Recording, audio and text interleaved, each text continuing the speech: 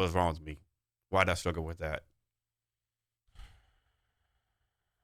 Just the structure of it, the details of running a business. I've never been a super detail oriented. I'm a visionary type. I'm looking 3 years into the future and figuring out how we can, make a positive impact and stuff like that. So when it gets down into the details, that's where I'm like, I try to get somebody else to do it. I like to delegate those kind of things.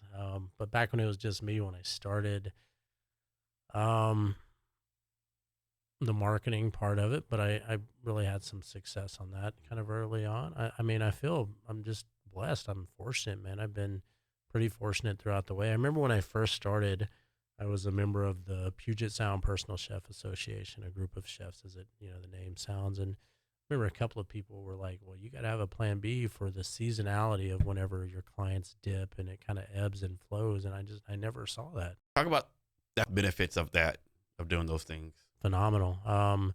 Saunas, the heat shock protein, basically kind of tricks your body into thinking it's dying, so it rejuvenates the cells on a molecular level. Helps you to purge toxins as well. There's studies that show, and these are like Harvard studies or some Stanford or some Ivy League school that shows that 20 minutes a day, 180 degrees, 4 times a week, shown to reduce overall sudden cardiovascular death in men by 50%. It's huge numbers. Overall sudden death by like 40%, reduces blood pressure by like 20%. Um, that's the sauna. The cold plunge, because when your body gets cold, it draws all the blood into the core, right? And then as it releases, so it lymphosizes you, so it drains your lymphatic system. It elasticizes your cardiovascular system, which sounds like it's good. Um, and it triggers your liver to produce glutathione, which is the yeah And how often do you do the cold plunge? 5 6 days a week. And how long do you stay in?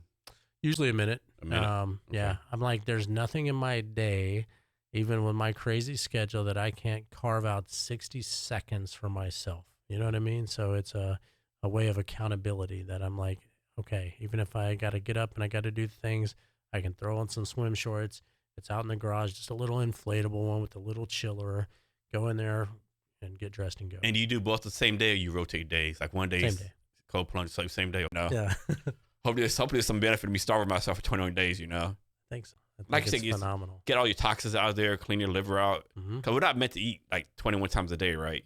All day, every day No, we're not meant to do that. Everything's fine. We're gonna give her like a little bit of money, right? Her last day is like next Thursday. She chose today she's pregnant. I was like, okay, I'm not saying not to not fire her, but like someone's gonna say you fired her because she's pregnant, right? Sure. Might not be her, so maybe you might want to keep her on a little bit longer if you can, right? So those kind of things. Yeah.